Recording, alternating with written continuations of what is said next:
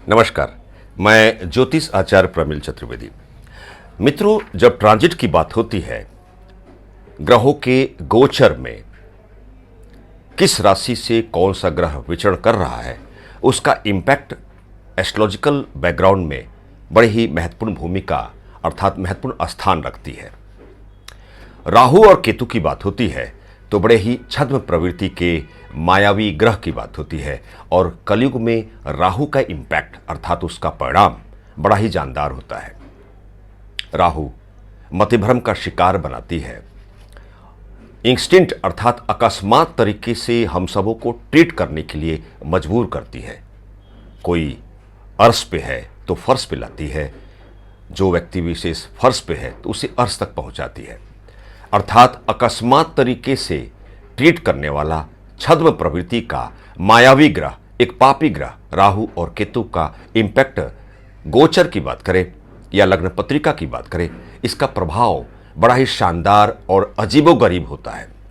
जैसा आप जानते हैं कि राहु और केतु का राशि परिवर्तन होने वाला है। वह नियत तारीख 12 अप्रैल 2022 से 30 अक्टूबर 2023 के अप्रॉक्स लगभग वह 18 माह के अंतराल में राहु और केतु राशि बदलने वाले हैं, और यह 18 महीने तक मेष राशि मंगल की राशि में राहु विचरण करेंगे और वहीं तुला राशि शुक्र की राशि में केतु विचरण करेंगे।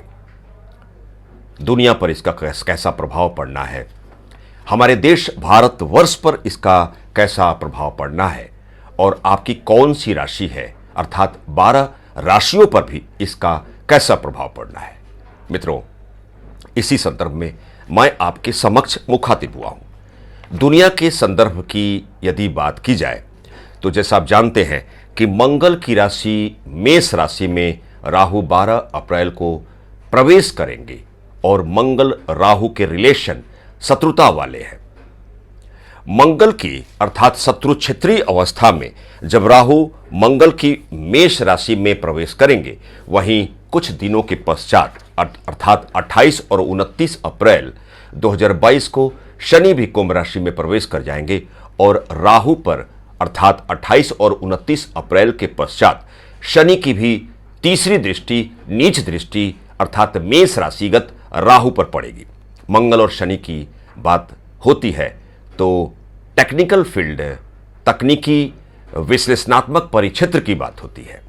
अर्थात जैसे ही मेष राशि में राहु एंट्री करेंगे, दुनिया के संदर्भ में देशों के मध्य शक्तिशाली बनने की होड़ मचेगी। युद्ध जैसा भय अप्रॉक्स 18 महीने तक बना रहेगा, चूंकि राहु वैसे भी शत्रु क्षेत्रीय अवस्था में मंगल की मेष राशि में एंट्री कर रहे हैं। नए नए टेक्नोलॉजी विकसित होंगे, और खासकर सोशल मीडिया का प्रभाव इतनी तेजी से बढ़ेगा जैसा हम सोच भी नहीं रहे हैं। वर्तमान मौजूदा काल में ऐसी बढ़ोतरी, सोशल मीडिया की बढ़ोतरी उसे होते हुए हम देखेंगे। इकोनॉमिकल परिक्षेत्र की बात किया जाए तो बुध की बात होती है, और राहु वैसे भी मिथुन राशि अर्थात बुध की राशि का प्रतिफल देता है। अर्थात यह देखा जाता है कि मिथुन राशि से वर्तमान ट्रांजिट में राहु कहां किस पोजीशन में बना हुआ है। अर्थात बुध की बात होती है तो इकोनॉमी की बात होती है। इकोनॉमी से रिलेटेड बहुत सारे ऐसे नियम कानून का भी निर्माण होगा, और इकोनॉमी में भी होड़ बढ़ेगी। मित्रों, देश की बात किया जाए तो जैसा आप जानते हैं कि राहु को राजनीति का कारक माना गया है, और मेष राशि का राहु, मैं फिर से रिपीट कर रहा हूं, अर्थात मेष राशि का राहु वर्तमान गोचरी व्यवस्था में 12 अप्रैल 2022 को प्रवेश करने वाले हैं, और मिथुन राशि अर्थात जहां का वो फल प्रतिफल प्रदान राहु करते हैं, बुध की राशि मिथुन राशि से एकादश भाव में मेष राशि में राहु एंट्री करने वाले हैं, और मिथुन राशि अर्थात बुध की राशि, और बुध का डायरेक्शन उत्तर है, और मंगल की राशि मेष राशि में राहु विराजमान होने वाले हैं। मंगल का डायरेक्शन दक्षिण है, अर्थात हमारे देश के उत्तर डायरेक्शन और दक्षिण डायरेक्शन में अत्यधिक वर्षा जैसी व्यवस्था का निर्माण होता हुआ उस संभाव्य काल में हम एंट्री कर रहे हैं, जहां तक शनि की 28 और 29 अप्रैल के 2022 के उस समय सीमा में जब शनि की तीसरी दृष्टि नीच दृष्टि मेष राशिगत राहु पर पड़ेगी तो शनि का डायरेक्शन पश्चिम है और हमारे देश के पश्चिम दिशा में ठीक उल्टा अर्थात वर्षा में बहुत सारी कमी हम देखते हुए उस संभाव्य काल में एंट्री कर रहे हैं, ऐसी संभावना की जानकारी हो रही है। शनि को सत्ता का कारक माना गया है, न्याय की प्रतीकात्मक व्यवस्था को चिन्हित करते हैं शनि, और शनि की मेष राशिगत राहु पर तिरछी और नीच दृष्टि पड़ने के कारणवश ऐसा भी हो सकता है कि किसी राष्ट्रीय नेता अथवा किसी विशिष्ट राष्ट्रीय शख्सियत व्यक्ति विशेष की हत्या हो सके, इसकी भी संभावना की इंडिकेशन की प्राप्ति हो रही है। राहु मेष राशिगत पोजीशन में 12 अप्रैल 2022 को एंट्री कर जाएंगे और राहु की 5वीं दृष्टि सूर्य की सिंह राशि पर पड़ेगी। वहीं शनि की 7वीं दृष्टि भी 28-29 अप्रैल के पश्चात सिंह राशि पर पड़ेगी, अर्थात भारत के पूर्वी दिशा और पश्चिमी दिशा की ओर के राज्य में एक राजनीतिक हलचल मचेगी।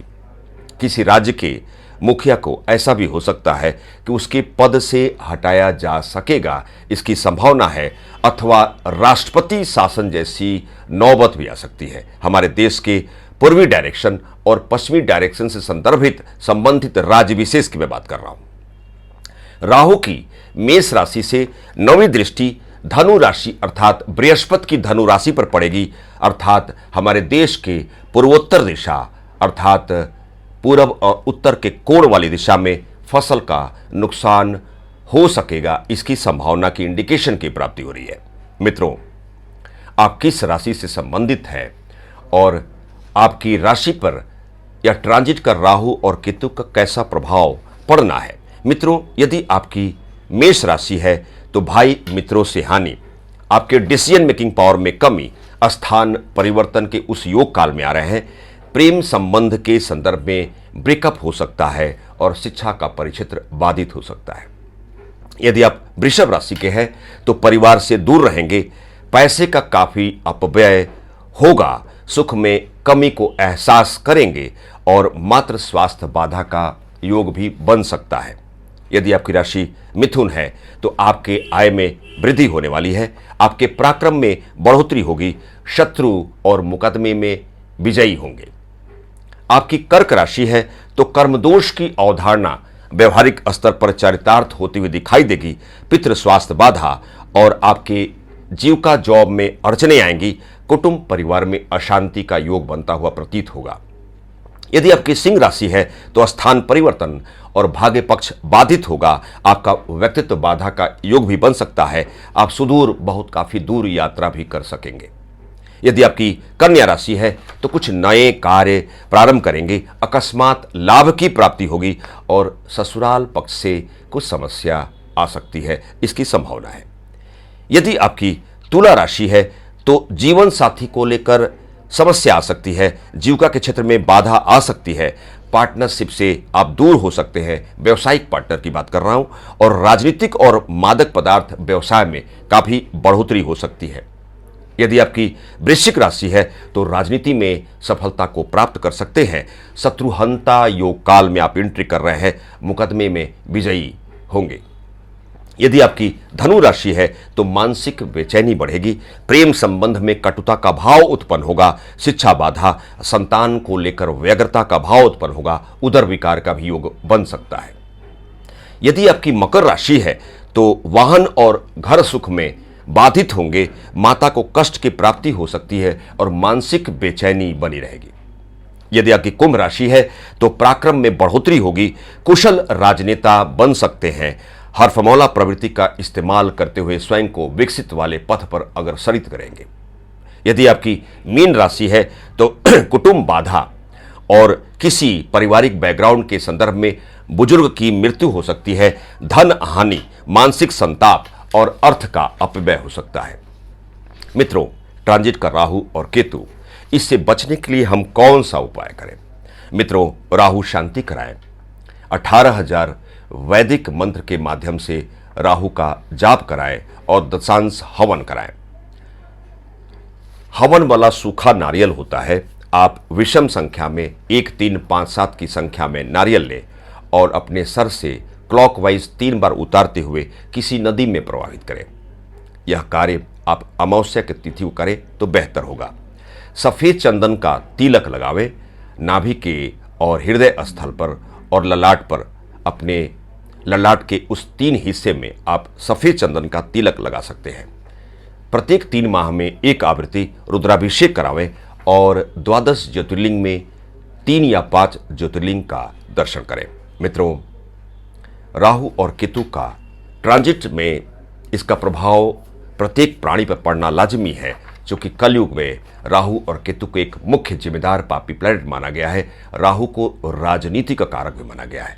मित्रों, एक छोटी सी व्याख्यान के तहत मैं ज्योतिष आचार्य प्रमिल चतुर्वेदी, नमस्कार।